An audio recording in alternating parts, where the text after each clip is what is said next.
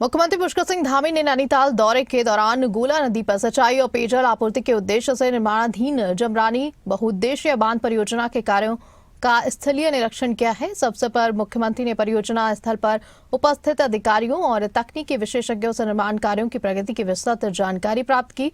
मुख्यमंत्री ने परियोजना की समयबद्धता, गुणवत्ता और प्रगति की समीक्षा करते हुए स्पष्ट निर्देश दिए कि समस्त निर्माण कार्य निर्धारित समय सीमा के अंदर उच्च गुणवत्ता मानकों के अनुरूप पूरे किए जाएं। उन्होंने परियोजना के अंतर्गत चल रहे अन्य निर्माण कार्यों की भी विस्तार से जानकारी ली है।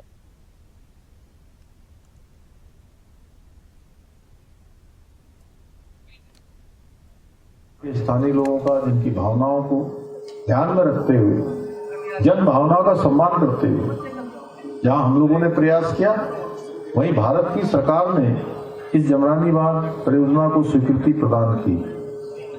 और ये बांध परियोजना केवल एक परियोजना ही नहीं है, बल्कि 5 दशकों से अटकी ये संभावनाओं का प्रतीक रही है।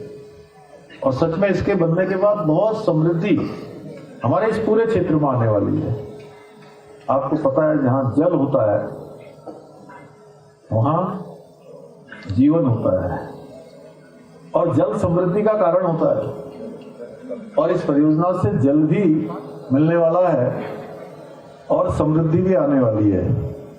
हमारी सरकार ने इस परियोजना को कागजों से निकालकर जमीन पर लाने का काम किया है।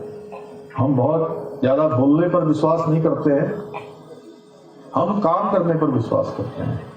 क्योंकि मैं ऐसा मानता हूं कि जब हम काम करेंगे तो हमको बोलने की आवश्यकता नहीं पड़ेगी। जहां जमरानी बांध की बात आप सबके बीच में कर रहा हूं, आप देख रहे होंगे, तमाम प्रकार के अवरोध खड़े करने का काम आज भी जो लोग, जिनको जनता ने नकार दिया, जिनकी जमीन पैरों के नीचे से खिसक गई, वो तमाम प्रकार की अफवाहें, तमाम प्रकार का एक फैब्रिकेटेड माहौल बनाने का प्रयास करते हैं। और हम लोग काम करने पर विश्वास करते हैं। प्रातःकाल से अनेक कामों को करते हुए आप देख रहे होंगे, राज्य के अंदर जन जन की सरकार, जन जन के द्वार एक कार्यक्रम चल रहा है। शिविर लगाए जा रहे हैं। शिविरों में आम जनता की समस्याओं को सुना जा रहा है, उनका समाधान किया जा रहा है। लाभार्थियों को भारत सरकार की, राज्य सरकार की योजनाओं का लाभ देने का काम हो रहा है। इसके साथ साथ ऐसे लोग जो सुदूरवर्ती क्षेत्रों से कार्यालयों में नहीं आ पाते, जिला मुख्यालय नहीं जा पाते, कमिश्नर कार्यालय नहीं पहुंच पाते, प्रदेश की राजधानी में नहीं जा सकते हैं, सीमांत क्षेत्रों में रहते हैं, जिनके पास साधन नहीं है, संसाधन नहीं है, बहुत ज्यादा उनके पास साधनों का अभाव है, उन सभी के पास हमारी सरकार पहुंच रही है। 45 दिनों का हमने ये अभियान प्रारंभ किया था और 45 दिन पूरे होने पर आम जनता के बीच में से लगातार आवाज आई, लगातार उनकी जरूरत, उनको लगा कि इस अभियान को और आगे चलना चाहिए।